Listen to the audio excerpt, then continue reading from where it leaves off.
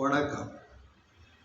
ஸ்ரீ கோமாதா சோதிட ஆய்வு நிலையம், இளம்புவனம், எட்டயபுரம், தூத்துக்குடி மாவட்டம். இன்று லக்கணங்கள்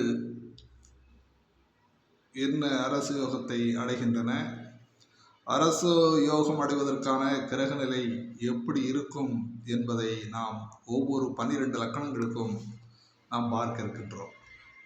அந்த அடிப்படையில் மேச லக்கணத்துக்கான அரசு யோகம் எப்படி இருக்கும் என்பதை நாம் இங்கே விளக்க இருக்கின்றோம்.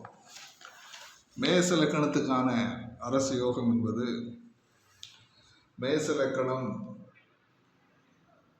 அரசு யோகம் ஏற்படுவதற்கான அமைப்பு குரு கடகத்தில் உச்சம் பெற்றிருக்க வேண்டும். செவ்வாய் மேசத்தில் இருக்க பிறந்தவராக இருக்க வேண்டும். லக்கணத்திலே செவ்வாய் இருக்க வேண்டும். அப்படி இருந்தால்தான் மேசத்தில் செவ்வாய் இருப்பார். மேச லக்கணம், இதில் செவ்வாய் குரு இருக்க பிறந்தவர் அரசராவார். மேச லக்கணம், இதில் செவ்வாய் குரு இருக்க பிறந்தவரும் அரசராவார். இவ்வாறு உள்ள கோள்களின் அமைப்பால் பிறந்தவர் முன்பு பகைவர்களின் முயற்சி தோல்வியடை,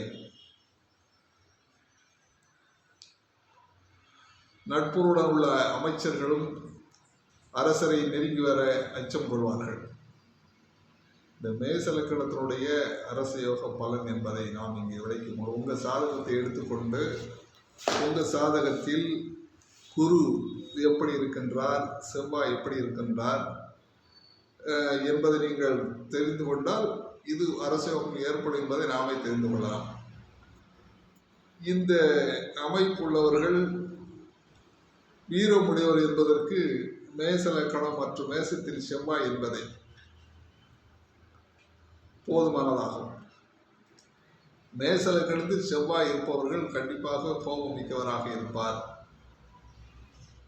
கடகத்தில் குரு உச்சம் பெற்றிருந்தாலும் அவர்கள் அந்த அரச யோகத்தை பெறுவார்கள் என்று சோதிட நூல்கள் கூறுகின்றன. வாழ்க வளமுடன்.